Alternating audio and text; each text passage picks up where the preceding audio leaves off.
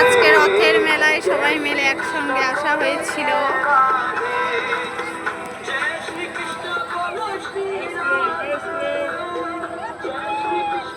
রাফসানের ঘুম পাচ্ছে রথের মেলায় এসে।